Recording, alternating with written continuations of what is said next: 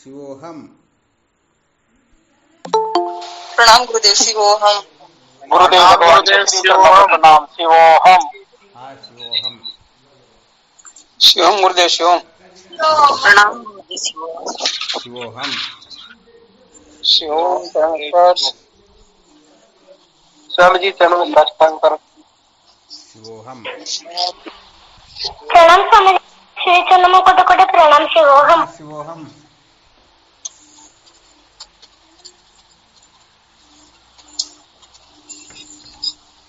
प्रणाम गुरु जी। कोटि कोटि प्रणाम। शिवोहम। क्या विषय चल रहा था अपना? संसार को बनाए रखकर कभी भी सत्य का साक्षात्कार नहीं किया जा सकता। संसार को बनाए रखकर कभी भी सत्य का साक्षात्कार नहीं किया जा सकता, यही चल रहा था ना? जी गुरुदेव।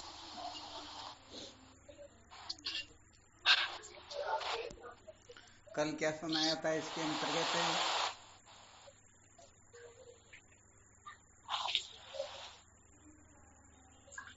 श्रवण श्रद्धन। क्या सुनाया?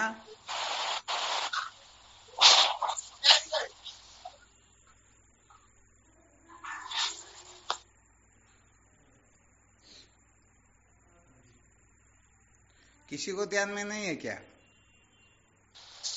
गुरुदेव बताया कि धर्म से संबंधित ही सुनना चाहिए, धर्म का नहीं सुनना चाहिए। वो सुनने पे बताया था। फिर आपने बताया था कि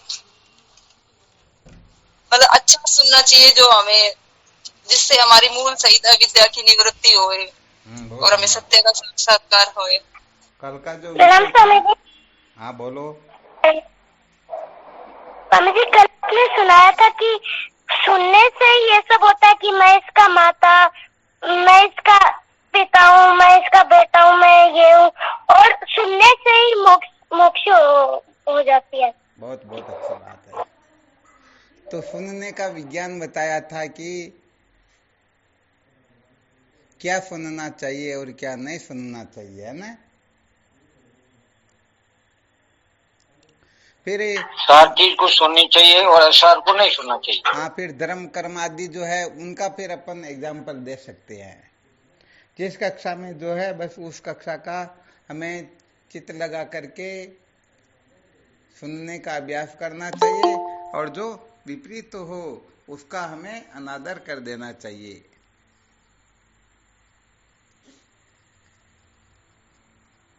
तो यहाँ पर सार असार वाली बात ही हो जाती है। क्या हो जाती है? सार असार क्या? सार असार वाली बात है। अर्थात सार को ग्रहण करना चाहिए और असार का त्याग कर देना चाहिए। यही बताया ना? जी गुरुदेव।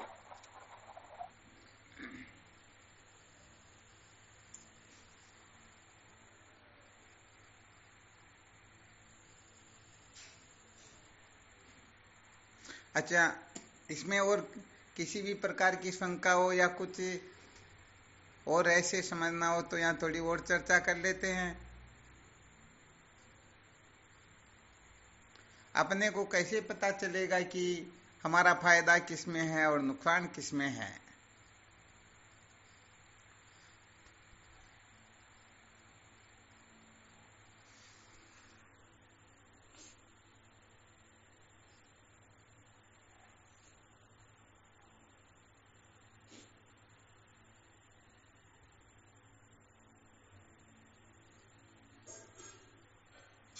आवाज आ रही क्या? जी महाराज। कोई बोले नहीं फिर। आ रही गुरुदेव। कैसे पता करेंगे कि किसके क्या सुने और क्या नहीं सुने?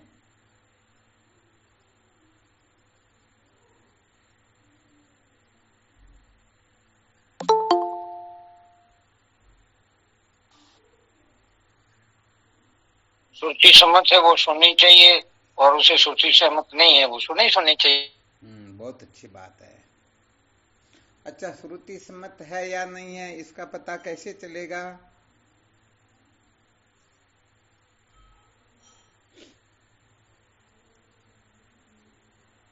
जो आत्म तत्व को बोध करने वाली बात है। क्या हुआ?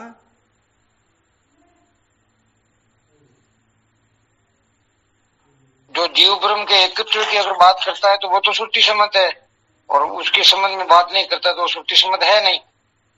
बहुत बहुत अच्छी बात बताई। अच्छा, यहाँ पर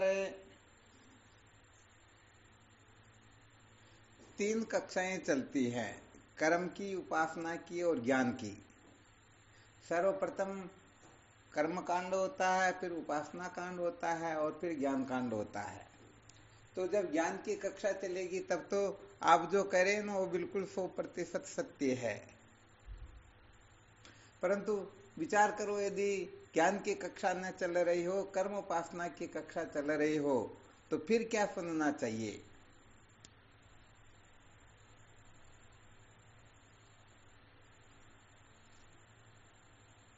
तो जो धर्म संबंधी है वही सुनना चाहिए। अच्छा, और दृढ़ता पूर्वक कहो।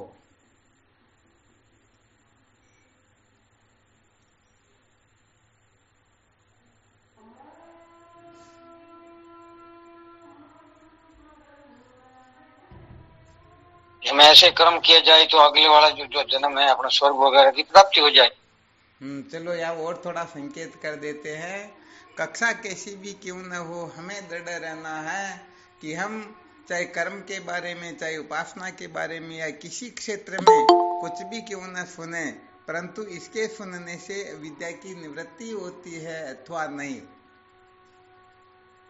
साधकों को ये तो गांठ ही बांध लेना चाहिए, चाहे किसी भी प्रकार की कक्षा न हो, उस कक्षा में भी उसी प्रकार का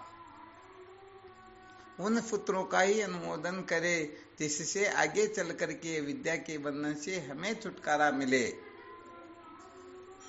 अच्छा, विचार करके बताओ, कोई पिता अपनी पुत्री की शादी जो करता है ना, तो शादी होते ही वह पुत्री विधवा हो जाए, ऐसा कोई पिता चाहता क्या? नहीं चाहता। नहीं। हाँ, तो यहाँ पर एक विशेष रहस्य ये भी होता है, क्योंकि हम तो ये देख लेते हैं कि कर्म के क्षेत्र के अंतर्गत जिस कर्म के करने से धर्म की सिद्धि होती हो, अधर्म की निवृत्ति होती हो, बस उसी को हमें सुनना है, बाकी को नहीं सुनना है। बात तो बहुत अच्छी है, परंतु इसके साथ में ये भी ध्यान रखना होता है कि इससे अविद्या के बंधन से छुटकारा मिलेगा या नहीं मिलेगा, अथवा आगे चलकर कहीं ब्रह्म जिज्ञासा में ये रोड़ा तो नहीं अटका देगा। हाँ, भगवान शंकराचार्य जी महाराज ऐसा ही वर्णन करते हैं, नहीं वर विगाताये कन्याम उद्वाहयंती। कन्या की शादी इसलिए नहीं की जाती है कि वह आगे चल करके या शादी होते ही तुरंत विधवा हो जाए। तो ध्यान रखना, ये बड़ा विलक्षण सूत्र है। चाहे धर्म कर्म की कक्षा हो, चाहे कितनी भी श्रेष्ठ कक्षा क्यों न हो, परंतु यदि आगे चल करके ब्रह्म साक्षात्कार में किसी न किसी प्रकार का रोड़ा अटकता हो, तो भले वो बहुत उच्च कक्षा का धर्म उपासना आदि का अंग ही क्यों न हो, फिर भी वह ग्राह्य नहीं होता है, वह त्याज्य ही होता है। पहले सुनाया था ना, निष्काम भाव से कर्म करने पर भी कर्मों का अभ्यास होने से कर्मों में आसक्ति हो जाती है। तो विचार करके देखो, समझदारी से काम नहीं करेंगे तो आगे चल करके बहुत बड़ा गड़बड़ घोटाला होगा या नहीं होगा? जी महाराज। हाँ, इसलिए यदि कुछ ऐसी जगह होती हैं जहां पर बहुत ज्यादा आग्रह कर लिया जाता है, तो सचमुच में धीरे धीरे वह पुनः संसारी होने लग जाते हैं, और अंततो गत्वा हाँ, सत्संग साधन भजन का उनके चित्त में फिर कोई महत्व नहीं रहता है, वो करीब करीब भटक ही जाते हैं। इसलिए यहाँ बहुत अधिक ध्यान रखना होता है, सावधान रहना होता है, क्योंकि पहले एक बार शायद बड़ा विलक्षण सूत्र बताया था भगवत प्राप्ति के लिए ऐसा नहीं देखना चाहिए, साधन भजन के लिए ऐसा चित्त में चिंतन नहीं करना चाहिए। जब हमको समय मिलेगा तब हम सत्संग साधन भजन कर लेंगे, अभी तो हम संसार का काम कर रहे हैं। ऐसे करने वाले तो बड़े अभागे जीव होते हैं। सचमुच में वह सत्संग की ओर प्रवृत्त होकर के भी प्रवृत्त नहीं होते हैं। इसलिए इस प्रकार की नासमझी का त्याग करके सदा सर्वदा ये चित्त में भाव बैठ जाए कि जब मुझे समय मिलेगा तब संसार का कोई कचरा है, संसार का कोई काम काज है तो इसको मैं कर लूंगा, और समय नहीं मिला तो कोई चिंता करने की आवश्यकता है नहीं। बताओ, बड़ा विलक्षण सूत्र है या नहीं है? हम तो सत्संग के लिए देखते हैं कि हाँ समय मिलेगा तो मैं सत्संग में भाग ले लूंगा, सत्संग सुन लूंगा, साधन भजन कर लूंगा, स्वाध्याय कर लूंगा, ऐसा वैसा कर लूंगा। तो इसका मतलब उनकी दृष्टि में महत्वपूर्ण संसार है या परमात्मा है? संसार है, संसारी है। ऐसे लोग आगे चल के निहाल करेंगे क्या जो बेचारे यही लुढ़क रहे हैं, उठ ही नहीं पा रहे, उठाते पकड़े रहे तो खड़े रहते, छोड़ दे तो फिर नीचे गिर जाए, तो भी नहीं। हाँ, सचमुच में जब तक जवाबदारी नहीं समझेंगे ना तब तक तो ये गड़बड़ घोटाला जीवन में निकलने वाला है ही नहीं। क्योंकि सचमुच में हम संसार के प्रति इतनी इस प्रकार की अप्रोक्ष बुद्धि रख करके विचरण करते हैं कि संसार के सिवाय फालतू की बातें होती, कुछ काम चलने वाला है नहीं। संसार को तो बनाए रखना है, संसार को तो अधिक से अधिक बढ़ाना है। संसार के बिना कुछ भी प्रयोजन सिद्ध नहीं होता है। इसलिए संत महात्मा तो इनके हिसाब से पता नहीं अंट संट बातें कहते रहते हैं। हमें तो अपनी समझदारी से भी काम लेना है। तो भाई सच्ची बात कहे तो बड़ा गड़बड़ घोटाला हो रहा है। जिस जगह पर निष्काम भाव से किए जाने वाले कर्मों को भी एक प्रकार से बहुत बड़ा बंधन बता दिया, तो जो सकाम भावना से किया जा रहा है उस कर्म का क्या औचित्य हो सकता है? हो सकता है क्या?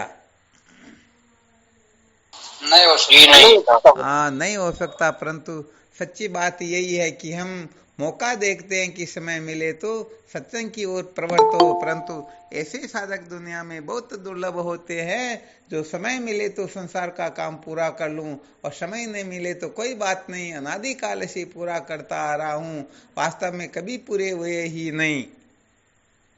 तो ऐसी निष्ठा जब जागृत होती है ना, तब अपने भाग्य की सराहना करनी चाहिए कि सचमुच में जीवन में कुछ क्रांति आई। वरना बेचारे रो रहे हैं, 10 बार उठाएं तो उठते नहीं, और उठाएं तो थोड़ी देर खड़े रह करके फिर गिर जाए, वो क्या निहाल करेंगे आगे चलकर?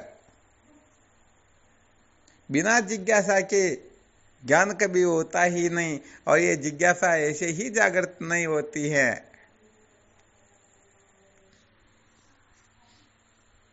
अच्छा, इस जगह पर यह भी थोड़ा अपने को अच्छी तरह से सम्यक प्रकार से निश्चय कर के समस्त क्रिया चेष्टा की ओर प्रवृत्त होना है कि हम प्रसन्न किसको करना चाहते हैं। हम संसार को प्रसन्न करना चाहते हैं, नाते रिश्तेदारों को प्रसन्न करना चाहते, अपने बेटे को प्रसन्न करना चाहते, पत्नी को करना चाहते, बाप को करना चाहते। अरे किसको प्रसन्न करना चाहते हैं? ये बात यदि हृदय में ठीक तरह से बैठ जाए, उसके बाद में जो साधन भजन किया जाएगा वह बड़ा विलक्षण होगा। परंतु हम प्रसन्न तो करना चाहते नहीं, हमारी घरवाली हमसे राजी रहे, और फिर ब्रह्म विचार करे तो भाई ब्रह्म विचार से तो राजी रहने वाली है नहीं। हो जाएगी क्या? कभी नहीं होगी। हाँ, इसलिए ये बड़ा गड़बड़ घोटाला इसी जगह पर हो जाता है। यदि ऐसा कोई निश्चय करके, जैसे समझो कोई निश्चय कर लेते हैं कि श्रुति माता मुझसे अप्रसन्न न हो, संत महापुरुष न हो, गुरुदेव न हो, तो फिर वह सदा सर्वदा इसकी उनकी जो दृढ़ निष्ठा होगी ना, वही होगी कि मुझे समय मिले तो संसार का, क्योंकि करना तो पड़ेगा, के बिना काम नहीं चलता है, इसलिए समय मिलते ही संसार के काम को कर लूंगा। उसकी जो निष्ठा होती है ना, संसार के कामों के लिए आज करे सो काल कर, काल करे सो परसों, जल्दी जल्दी क्या करे जीणो है बरसों। और भगवत प्राप्ति के लिए वह सोचता है काल करे सो आज कर, आज करे सो अब, पल में प्रलय होएगी, बहुरी करेगो कब। कोई ऐसे सूरवीर है क्या अपने ग्रुप के अंतर्गत? हो तो हाथ ऊपर करके दिखो, या कुछ पता तो चले कि समय मिले तो संसार का काम करते, वरना सत्संग साधन भजन को ही 100% महत्व देते हैं।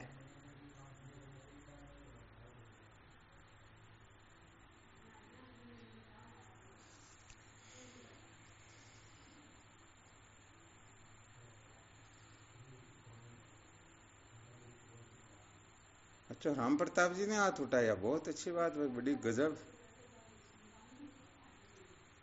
देखो, जिसको कमजोर समझते उन्होंने हाथ खड़ा किया, और जिसको बहुत ज्यादा सूरवीर समझते वो अपनी जगह से हिले भी नहीं कि हमारा क्या हो जाएगा फिर।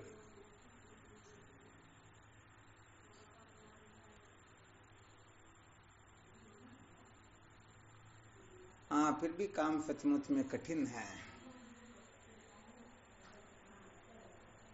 महाराज जी संसार को महत्व दे रहे हैं, क्या हाथ उठे।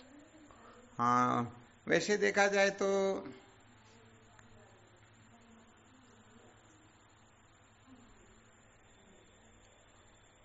कुछ कुछ सूत्र बता रहे क्या ना, जैसे 24 घंटे का जो अपने को समय मिलता, तो 24 घंटे का 10वां हिस्सा समय तो केवल और केवल मात्र सत्संग के लिए ही देना है। परंतु यहाँ पर भी लोग गड़बड़ घोटाला कर देते हैं, वो भी पूरा नहीं दे पाते हैं।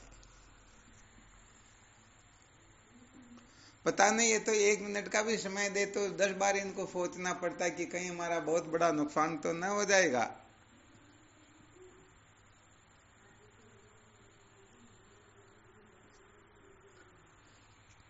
अच्छा, जो खड़ी होने वाली लट जो बन जाते हैं ना, तो फिर संसार में असंभव कुछ होता ही नहीं। वो या तो गोल होने वाली लट होती है, या फिर आगे पीछे से चिपकी हुई लट होती है, वो न्याल नहीं करती ज्यादातर। महाराज जी इसमें भी थोड़ा यूं संशय रहता है, ये लट वाला मामला तो कुछ दिमाग में नहीं बैठता, इसका क्या वैज्ञानिक क्या तथ्य है? पहले जो बताया ना, थे पूर्व दुराग्रह और उत्तर दुराग्रह से जो ग्रसित हुआ है, वह वर्तमान में ब्रह्म विचार कर सकता ही नहीं।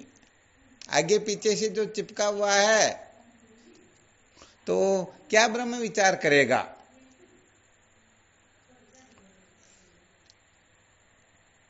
समझो, निश्चय कर ले कि मेरे पास एक दुकान तो है, एक दुकान और लगानी है, पूरे शहर को मुझे ही सप्लाई करनी है, सब मेरी दुकान से सामान खरीदे और मैं ही सब पूरे संसार के अंतर्गत 1 नंबर पर रहूं। तो भविष्य की कल्पना कर ली तो अब दुकान लगाने के चक्कर में पड़े रहेंगे या सत्संग सुनेंगे? कोई गाड़ी खरीदने का सपना बना रखा है, तो गाड़ी खरीदने का विचार करेगा या ब्रह्म विचार करेगा? कोई फैक्ट्री डालने का विचार कर रखा, तो क्या करेगा फिर? तो जो कल्पना करके बैठा हुआ उसी को तो करने में लगेगा।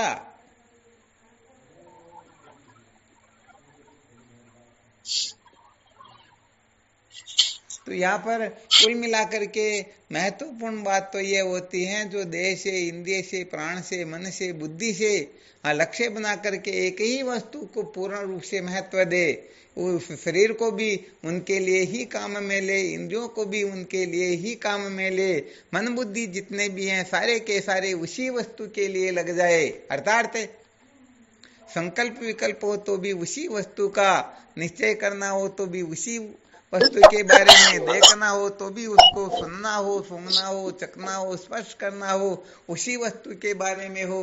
तो बताओ, समस्त इंद्रियां एकाग्र और अंतर्मुख हो जाती है या नहीं हो जाती हैं?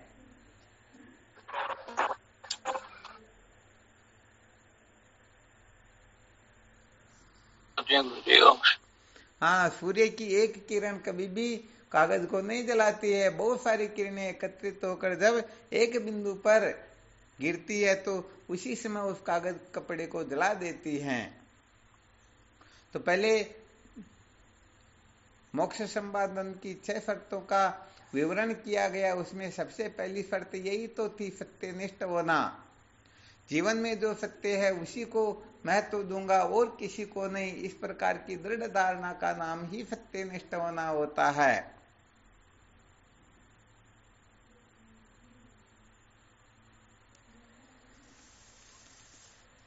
फिर विचार करके देख लेना चाहिए हम सचमुच में सत्य को महत्व दे रहे हैं अथवा असत्य को महत्व दे रहे हैं। यदि सत्य को महत्व दे रहे हैं तो असत पदार्थों के प्रति जो आस्था है वो धीरे धीरे शून्य होने लगती हैं, और यदि नहीं होती हैं तो हम सचमुच में कह भले ही रहे परंतु आस्था तो अनात्म पदार्थों में ही लगी हुई है।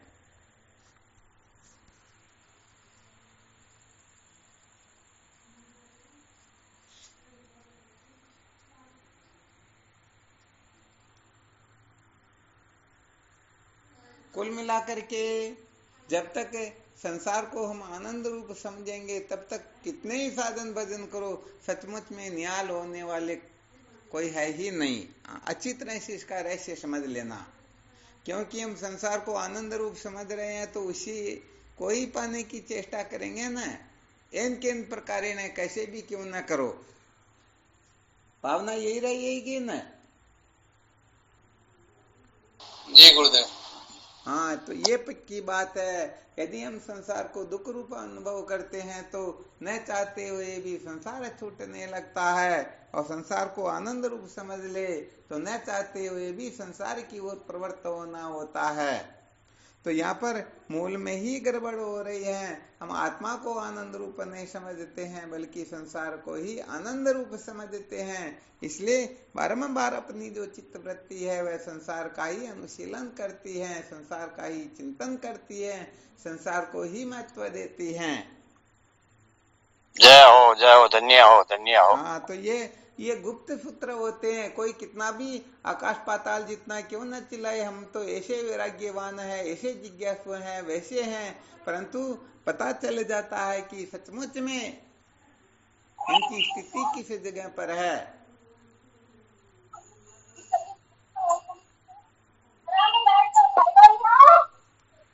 तो कुल मिलाकर के आत्मचिंतन के लिए यदि अपने को समय निकालना पड़ रहा तो ये थोड़ी गड़बड़ घोटाले वाली बात ही है, बस बात इतनी सी करना चाहते हैं।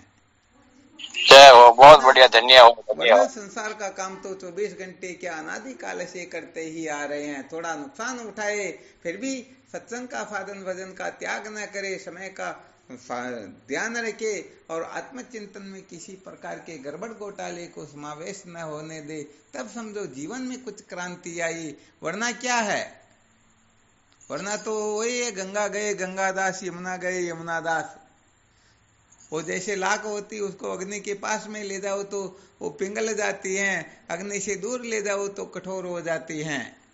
जब तक संतों का सानिध्य रहता है तब तक लगता है कि बड़े विलक्षण जिज्ञासु हैं, संतों के दूर होते ही धीरे धीरे धीरे धीरे संसारी होने लगते और फिर करीब करीब संसारी ही हो जाते हैं। है गड़बड़ घोटाला या नहीं है? है बाबू जी, बिल्कुल सही है। हाँ, कहने का मतलब श्वास लेने से भी ज्यादा महत्व बुद्धि सत्संग के प्रति हो। हम थोड़ी देर के लिए भी बिना श्वास के रह सकते हैं क्या?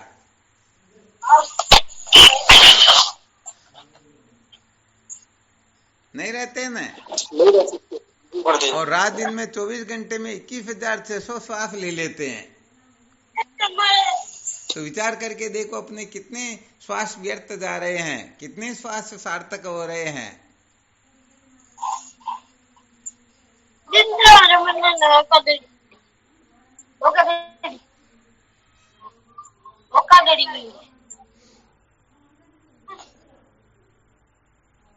तो हमें केवल अपनी मानसिकता को चेंज करना है। हम अनादिकाल से इस संसार को ही महत्व देकर इनको ही सत्य प्रिय रमणीय समझ करके बावड़े हो रहे हैं। तो अब कुल मिलाकर के सत्संग संत महापुरुषों की कृपा से इस रहस्य को अच्छी तरह से समझ लेना है कि हम जहाँ सुख समझ रहे हैं वहाँ सुख है ही नहीं। जगत खेद में परे जिन केवल दुखता माई, सत्य सत्य पुनि सत्य कहूँ सुख सपने हूँ नहीं। अरे स्वप्न में भी सुख मिलने वाला है ही नहीं। तो यहाँ पर क्या होता है, किसी के साथ जबरदस्ती का काम नहीं होता, वो तो स्वाभाविक रूप से उनका मन जो है महत्व सत्संग को देता है या संसार को देता। बात इतनी सी है, यदि हम स्वतः ही परमात्मा को महत्व देते हैं तो समझ लेना चाहिए हम सचमुच में सत्संगी है, और स्वतः में तो बुद्धि संसार की ओर होती है तो समझ लेना चाहिए वह संसारी ही है।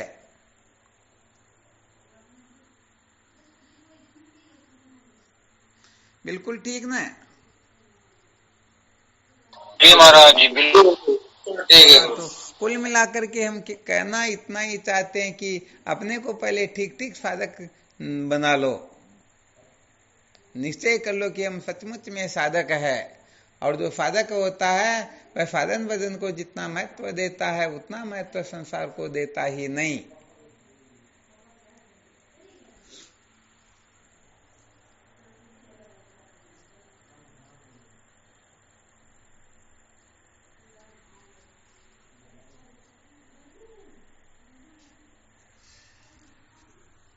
तो ये तो भाई जैसे वो जेक होता है ना, कितना छोटा होता है परंतु कितने टन गाड़ी होती उसको उठा लेता है। तो ये छोटे छोटे सूत्र होते हैं, इन छोटे छोटे सूत्रों से पता चल जाता है कि वास्तव में हम सत्संगी कितने हैं, संसारी कितने हैं। हाँ, यहाँ पर भी कहने का मतलब विशेष बात तो तब होती है जब संसार का बड़े से बड़ा नुकसान हो रहा हो, उस समय भी यदि सत्संग न छूटे तब समझना चाहिए दृढ़ धारणा वाले साधक है, तब समझो ये उत्तम जिज्ञासु है।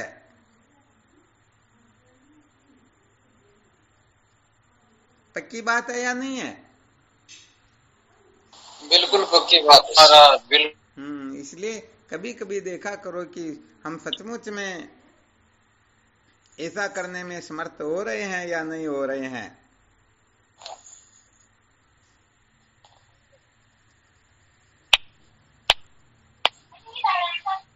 तो और परिवर्तन कुछ करना होता ही नहीं, अंतःकरण में थोड़ा बहुत परिवर्तन करना होता है, न किसी को छोड़ना होता है, न पकड़ना होता है, ना समझी से दुख होता है, समझदारी से मिट जाता है। तो अनादिकाल से अंतःकरण में संसार के प्रति जो वृत्ति बैठी हुई है, जो महत्व बुद्धि बैठी हुई है, हमें सम्यक प्रकार से निश्चय करके इनके असली स्वरूप को समझ करके इस ओर से चित्तवृत्ति को हटाना है, उस ओर से चित्तवृत्ति को लगाना है।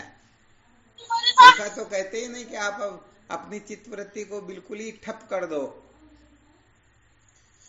संसार को महत्व न दे करके सत्संग को महत्व देना है, ग्रहण को महत्व न दे करके त्याग को देना है, भोग को महत्व न दे करके योग को देना है, अनात्मा को महत्व न दे करके आत्मा को देना है, जगत को न दे करके जगदीश को देना है। मैं तो बुद्धि तो आपकी ज्यों की त्यों है, न कम ज्यादा थोड़े कर रहे हैं क्या?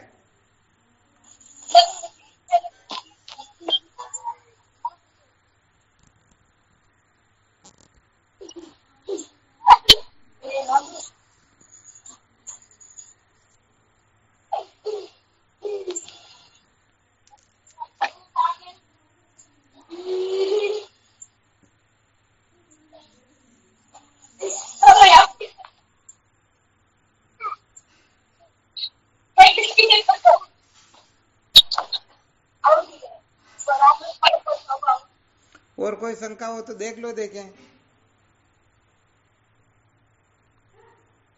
कोई शंका है नहीं महाराज जी।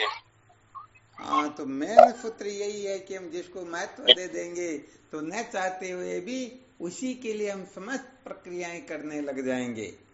जो क्रिया चेष्टा होगी, क्षण क्षण की क्रिया चेष्टा उसी वस्तु के लिए होगी।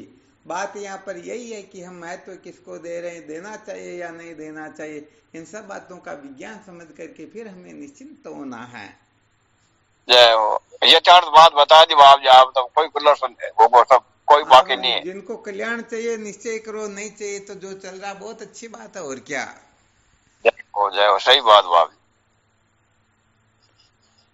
ऐसा तो होता नहीं किसी के गले पड़ करके किसी को मुक्त करवा दें। मुक्ति की चाहना तो जिज्ञासों में होनी चाहिए, साधकों में होनी चाहिए, तड़पन होनी चाहिए।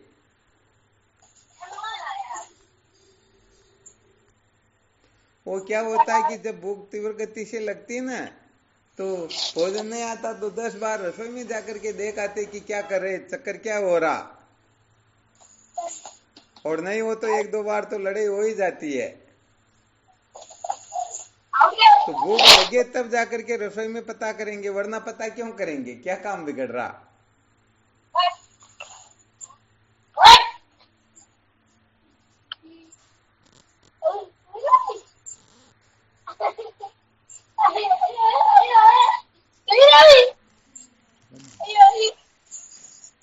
परंतु गुरुदेव हमारी हालत तो ये है कि जब तीर छोड़ देते हैं ना, उसके बाद ध्यान आता है कि गलत छोड़ दिया, उसका क्या करें गुरुदेव? बस बात यही है। तो वो कुल मिलाकर के कहते हैं ना, जैसे जो बीत गया सो बीत गया, तकदीर का शिकवा कौन करे, जो तीर कबान से निकल गया उनका पीछा कौन करे। खैर जो हो गया सो तो हो गया, परंतु उसे शिक्षा तो ले सकते हैं ना। यहाँ बात यही होती कि संसार के लोग कुछ भी नहीं कहे, फिर भी हम संसार के काम को बिगड़ने नहीं देते, 24 घंटे तत्पर रहते। और संत महापुरुष गुरुदेव कह करके भले मर क्यों न जाए, परंतु करेंगे तो अपने मन की ही। तो गड़बड़ घोटाला बहुत ज्यादा हो रहा या नहीं हो रहा?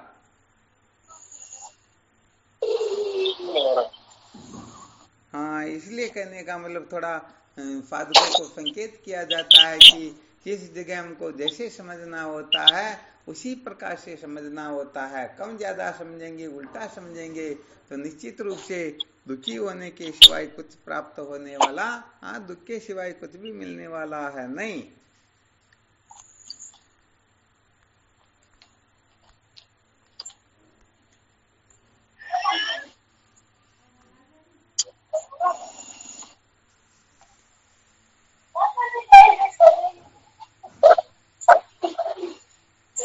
तो कुल मिलाकर के जीवन में कुछ संशोधन करने की आवश्यकता होती है। संशोधन भी किए बिना काम नहीं चलेगा। इसलिए क्या संशोधन करना होता है, किस प्रकार से संशोधन करना होता है, किसकी मर्यादा में रह करके संशोधन करना होता है, अर्थात जागने से लेकर के सोने तक, जन्म से लेकर के मृत्यु तक हमें जो कुछ भी करना होता है उसका विज्ञान क्या है, तरीका क्या है, किस प्रकार से कैसे क्या करना होता है, ये सारी की सारी बातें जब अपने हृदय में प्रतिष्ठित हो जाती हैं तो सचमुच में उनका सारा का सारा जीवन सार्थक हो जाता है, वो कृतार्थ हो जाते हैं, उनकी सारी की सारी खटपट ही मिट जाती हैं।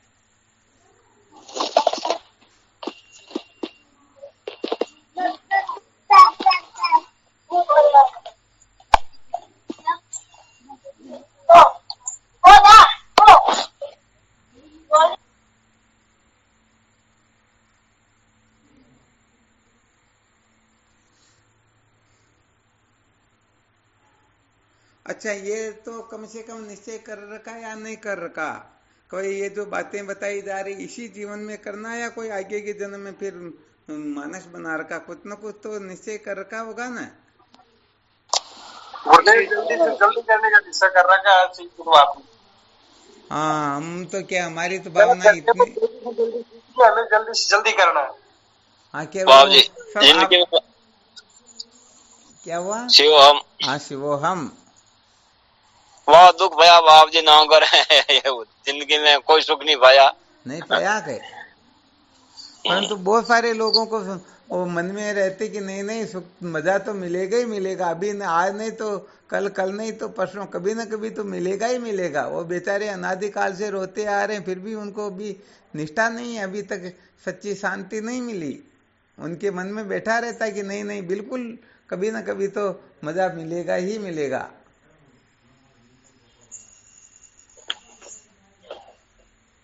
थोड़ी थोड़ी पूंजी इकट्ठी कर रहे हैं महाराज। हाँ बिल्कुल। हाँ, जो मृत्यु के एक ही झटके में छूट जाएगी, कोई कुछ पहुंचने वाला नहीं मिलेगा फिर। तनानी बुमो पस्पश्च गोष्ठे भार्याग्रह द्वारी जना शमशाने देश चितायाम परलोक मार्गे कमानु गुगचित्ती जीवो एक है। ये धन यही तरह रह जाएगा। अपने पशु वगैरह है जो बाड़े में बंधे रह जाएंगे, और घर वाली जो होती है ना, वो केवल घर के द्वार तक साथ दे देगी।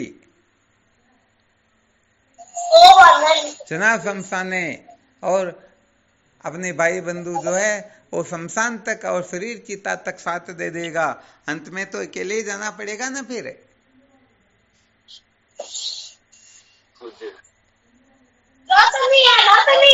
हाँ, वैसे देखा जाए तो आवश्यकता की पूर्ति तो जीव मात्र की होती है, परंतु इच्छा की पूर्ति आज दिन तक किसी की हुई ही नहीं।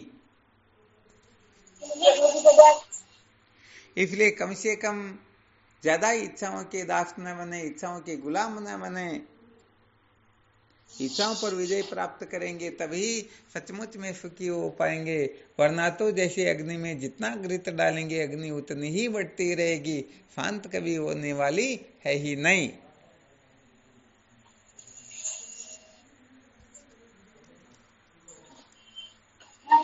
कहते नहीं महाराज जी, बंदा जोड़ ले चाहे कितना ही हीरा मोती, याद रखना कफन में जेब नहीं होती। कफन में जेब नहीं होती, बिल्कुल सत्य बात है। जिंदगी में बहुत कमाया, क्या हीरे क्या मोती, जरा सब्र कर बंदे कफन के जेब नहीं होती। तो ये हीरे मोती का चक्कर दिमाग से निकलता ही नहीं, सत्य बात ही है। होड़ लगी हुई कि हम किसी से पीछे न रह जाए। अरे ये होड़ तो परमार्थ सत्ता में करना चाहिए, सत्संग के लिए करना चाहिए, साधन भजन के लिए करना चाहिए, सत्य के साक्षात्कार के लिए करना चाहिए। ये ओर तो बाकी की योनियों में होती ही रहती, मनुष्य जन्म में तो भगवत प्राप्ति की ओर ही हो सकती है, बाकी की योनि में संभव है ही नहीं। तो कम से कम इस ओर को भी कभी करके देखे ना।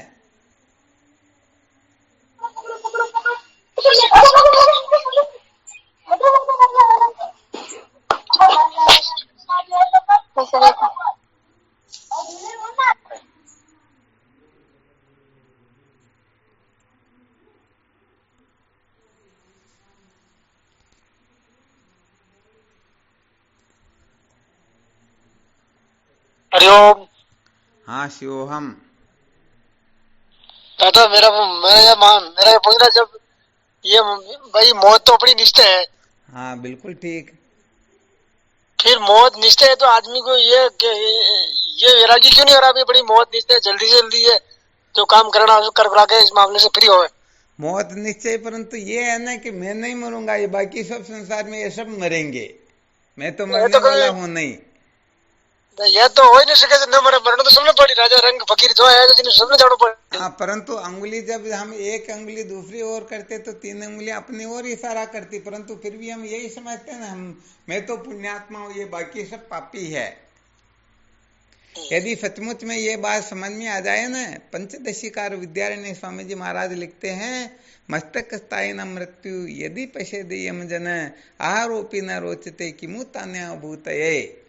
यदि कोई अपने मस्तिष्क के ऊपर मृत्यु को देख लेता है तो उसे भोजन भी प्रिय नहीं लगता, दूसरी विभूतियों की तो बात ही क्या। सही बात है। तो अभी तक हम सचमुच में मृत्यु को जिस प्रकार से स्वीकार करना चाहिए उस प्रकार से स्वीकार नहीं कर पा रहे हैं। और चाहे कोई मानो नहीं मानो, मैंने तो मान लिया भी एक दिन मरना पड़ेगा। हाँ, वो तो जब 50 वर्ष की उम्र हो जाती ना, उनके बाद में शरीर जवाब देने लगता ना, तो अपने आप से वो फिर अंदर से आवाजें आने लगती, भाई अपने को अब कुछ करना है, परंतु बेचारे कुछ नहीं कर पाते उस समय। तो स्वामी जी मौत को तो मानते हैं, परोक्ष रूप से मानते हैं। परोक्ष रूप से मानते, क्या बात, बहुत बहुत धन्यवाद। असली बात ही यही बताई, अपरोक्ष रूप से नहीं मानते हैं। अरे तो बहुत बड़ा साधन हो जाता है यदि कोई समझ ले कि मृत्यु बहुत जल्दी होने वाली है। जो चाहे दो बातन को भूल मत, जो चाहे कल्याण नारायण के मौत को दूजे श्री भगवान। तो बताओ, मौत को याद रखने वाला कभी इधर उधर हो सकता है क्या?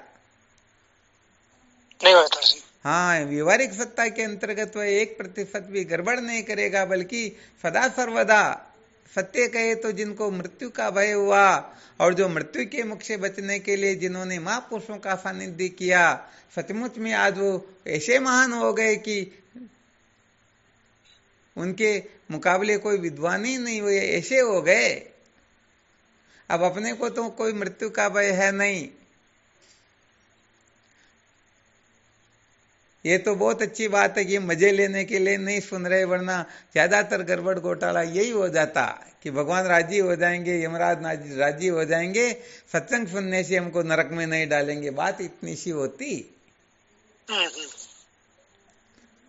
तो ये बावड़े लोगों के लिए वेदांत विचार थोड़े होता। हाँ, यहाँ पर तो बताया गया है ब्रह्मलोक लो भोग जो चय सवन को त्याग, ब्रह्मादि स्थावरांतेषु वैराग्यम विशेषवनु, अर्थात ब्रह्मलोक तक के भोगों से जिनको वैराग्य होता है। अब विचार करके देखो, ब्रह्मलोक तो बहुत दूर की बात है, स्वर्ग भी दिमाग से नहीं निकलता। अरे स्वर्ग को के लिए तो क्या कहे, संसार के पदार्थों को पाने के लिए 24 घंटे पागल हुए रहते हैं, तो क्या उनको ब्रह्मलोक से वैराग्य हो जाएगा क्या? कभी नहीं होगा। हाँ, इसलिए कहने का मतलब है, करें तो क्या करें, ये अपनी बुद्धि ना अपने को इतना अस्पष्ट कर देती कि हमारी जो जानकारी, हमारी जो बुद्धि है निर्णय लेती, ऐसा निर्णय तो संसार में कोई ले पाता ही नहीं। हम जो सोचते, हम जो करते हैं, यही परम सत्य होता है। इसको हमें करते ही रहना, इसको त्याग देंगे तो संसार में हमारी फजीती हो जाएगी, हमारा पतन हो जाएगा, पता नहीं हमको नरकों में भी स्थान नहीं मिलेगा। तो अब बताओ, ब्रह्म विचार प्रवेश करेगा क्या?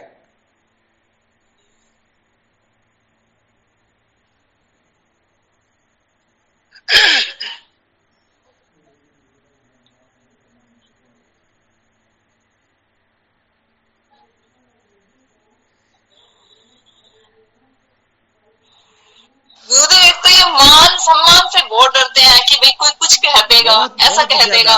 लोक वासना तो इतनी बैठी रहती है कि थोड़ा सा एक पत्ता हिल जाए तो गिर पड़ते हैं। हाथ में भगवत गीता हो तो उसको फेंक देंगे, अरे कभी अभी कोई देख लेंगे तो कह देंगे अरे तेरे हाथ में ये क्या ले रखा। अब करें तो क्या करें?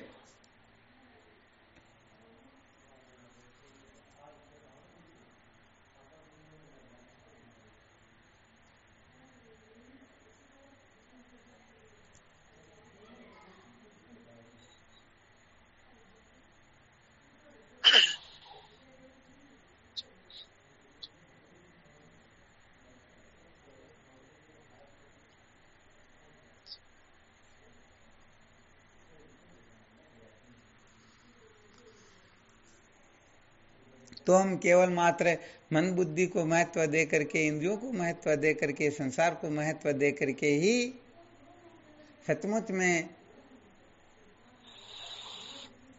अपने लिए बंधन हम स्वयं ही खड़ा कर लेते हैं, और अंततोगत्वा अंत में रोने पछताने के सिवाय हम कुछ भी प्राप्त नहीं कर सकते।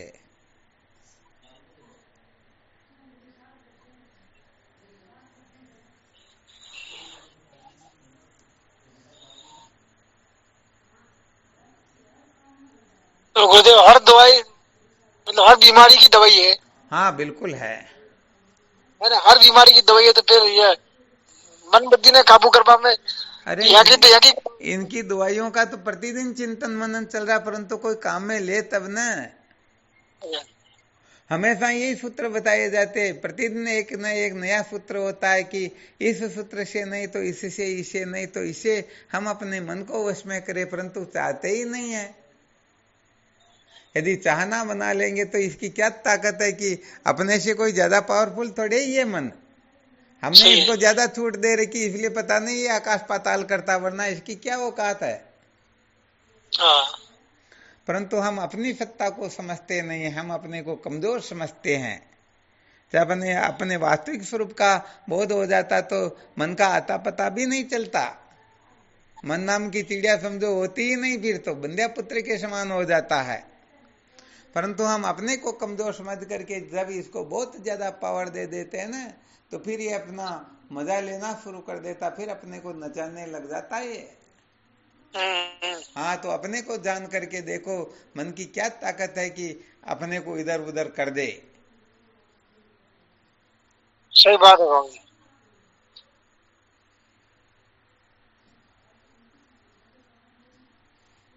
ईश्वर राज्य के ऊपर मनोराज्य हो जाता। हाँ बिल्कुल सत्य बात है।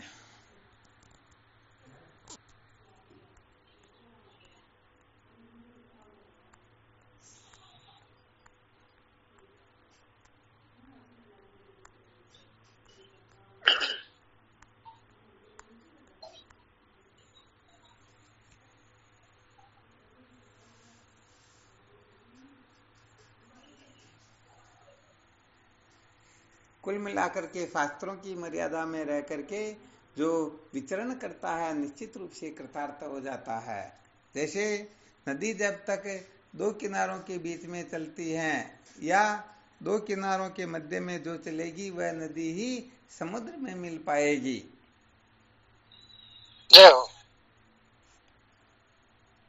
तो अपने पास में ऐसा कोई टाइम टेबल नहीं, बात ये है। सत्संग के लिए तो बोले हम सोच लेते बस हम मेरे को आज 5 मिनट का ही टाइम है वरना मुझे टाइम नहीं है, परंतु संसार के लिए कोई टाइम टेबल नहीं कि इतने बजे से इतने बजे तक या इतने घंटे या इतना ही मैं संसार का काम काज कर पाऊंगा, बाकी समय में बिगड़े तो बिगड़े, रहे तो रहे, मेरे को क्या करना। हम क्या कि पूरे संसार का ठेका ले लेते हैं ना।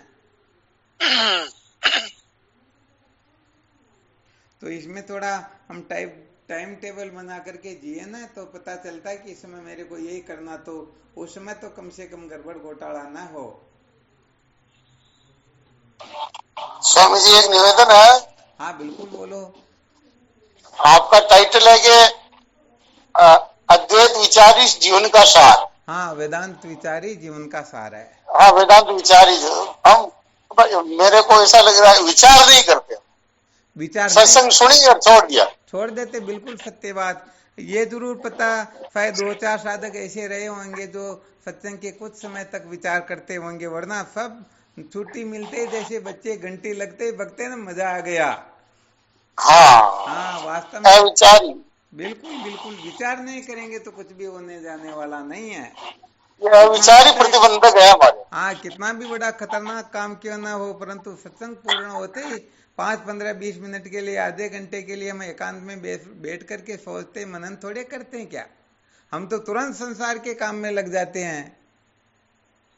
तो फिर क्या होगा, जिसका जो कुछ करेंगे तो अपना चिंतन जहां पर होगा उसी चित्त जहां होगा उसी का तो चिंतन होगा। धीरे धीरे तो सारी बातें दिमाग से निकल जाती, वरना ये 3रा वर्ष चल रहा सत्संग सुनते हुए, इस समय तो आप इतने साधकों में कोई एक ऐसा शेयर बन जाता है कि कहीं पर गड़बड़ घोटाला 1% ही नहीं रहे। बड़े बड़े विद्वान भी उनसे निष्ठा प्राप्त करते या समझते कि भाई इस जगह पर क्या है क्या नहीं है, परंतु गड़बड़ हो रही तभी तो इस प्रकार से पारंगतता नहीं हो रही है।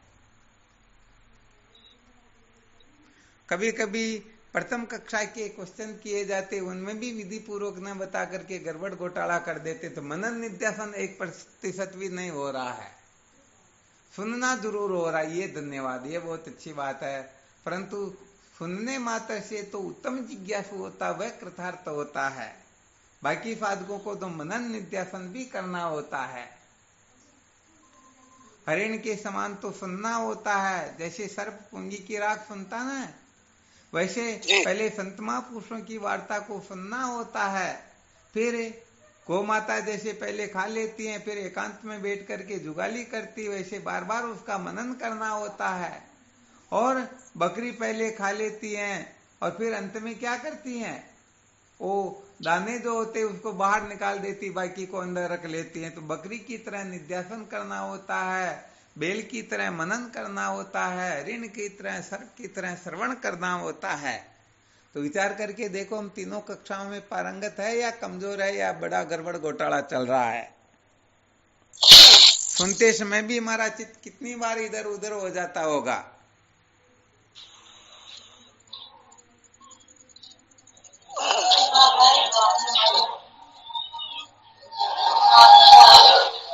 तो मृगा ज्यों श्रवण करे, मनन बेल समझान, बकरी ज्यों नित्यासन करे, तब होवे आत्मज्ञान।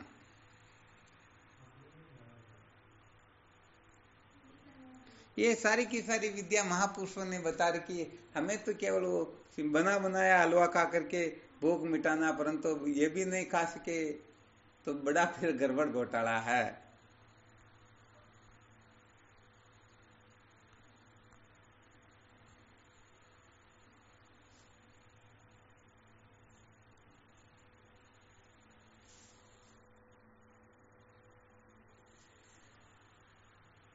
गुरुदेव निध्यासन में मतलब उचित जो काम का है उसको रख लेना, बाकी को छोड़ देना है। हाँ बिल्कुल बिल्कुल, ये व्यवहारिक श्रवण मनन निध्यासन, वेदांत का श्रवण मनन निध्यासन तो बड़ा विलक्षण होता है। वो तो बहुत बड़ा करने का मतलब ऐसा खतरनाक होता है कि उसके पश्चात कुछ करने की जरूरत ही नहीं रहती। अभी केवल वो कान से सुनने वाली प्रक्रिया चल रही है ना, उसी पर चिंतन मनन करवाया जा रहा।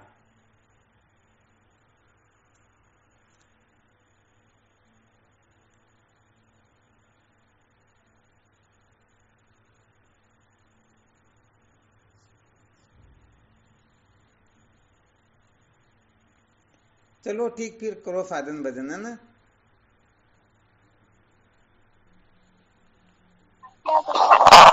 बस अच्छी तरह से निश्चय करो, ये बात है। भले संसारी बनना हो तो भी अच्छी तरह से निश्चय करो, और सत्य का साक्षात्कार करना हो तो भी भली प्रकार से निश्चय करो। और निश्चय करने के बाद में अपनी निष्ठा को, अपने निश्चय को कमजोर नहीं होने देना, नीचे नहीं उतरना है।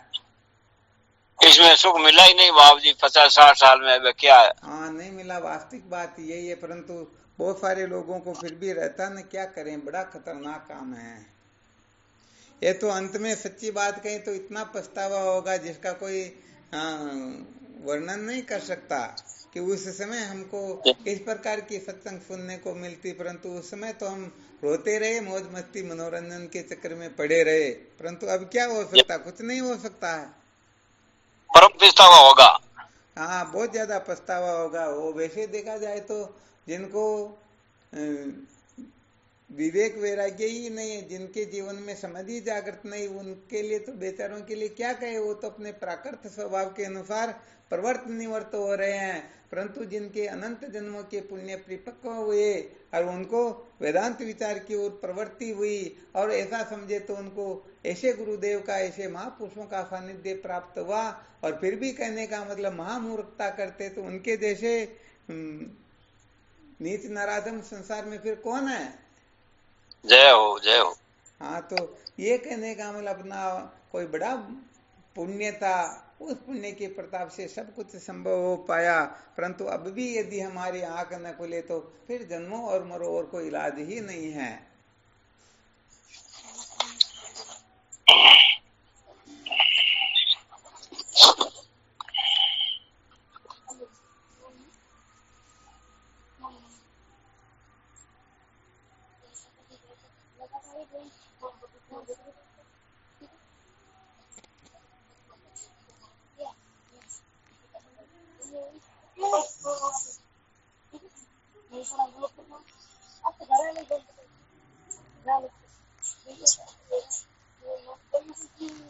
चलो ठीक, करो साधन भजन। शिवोहम, शिवोहम बाबू जी।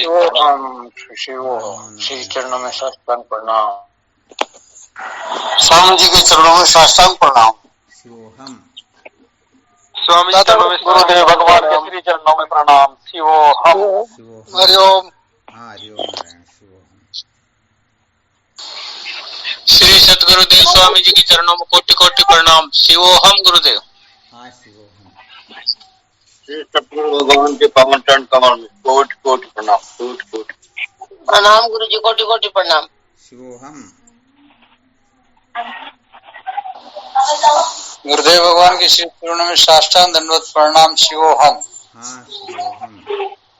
गुरु जी को प्रणाम। चरणों में प्रणाम, बारंबार प्रणाम। शिवोहम। प्रणाम स्वामी जी, आपके चरणों में कोटि कोटि प्रणाम। शिवोहम। शिवोहम। शिवोहम। हाँ, शिवोहम। प्रणाम गुरु जी, पहचानेगा? नहीं पहचाने। ज्ञान ज्योति। ज्ञान ज्योति कहाँ से? गुलाबपुरा से। गुलाबपुरा से। हाँ। अच्छा अच्छा। प्रणाम गुरुदेव। शिवोहम। हाँ, शिवम बेटे, शिवम, अब समझ में आ गया। चलो, बहुत अच्छी बात है। अरे प्रणाम गुरुदेव। शिवोहम। एक बार कोई हरिओम कर ले तो इसे पहचानने में आते क्या? प्रणाम गुरुदेव। शिवोहम। हाँ, शिवोहम। शिवम गुरुदेव। शिवम। शिवोहम। प्रणाम गुरुदेव। शिवोहम। शिवम गुरुदेव चरण स्पर्श। शिवोहम। शिवम।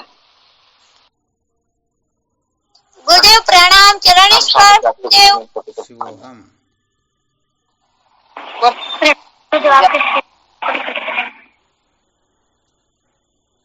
प्रणाम स्वामी जी, आपके श्री चरणों बारंबार जय हो, आपकी जय हो। मुझे आपके चरणों में शिवोहम। हाँ शिवोहम। प्रणाम स्वामी जी, शिवोहम। हाँ शिवोहम। शिवोहम। शिवोहम। शिवोहम।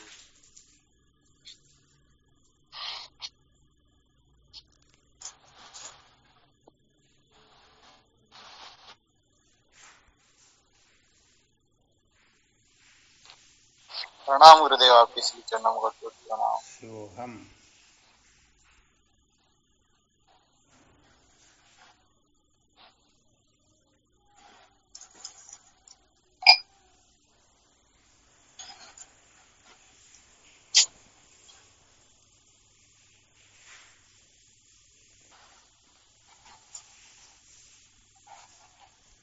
चलो नानी बच्चा हाँ चला या अपन चला ना।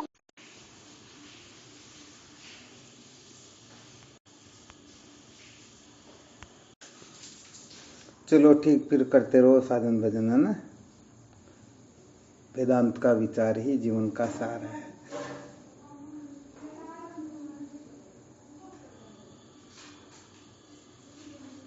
शिवोहम।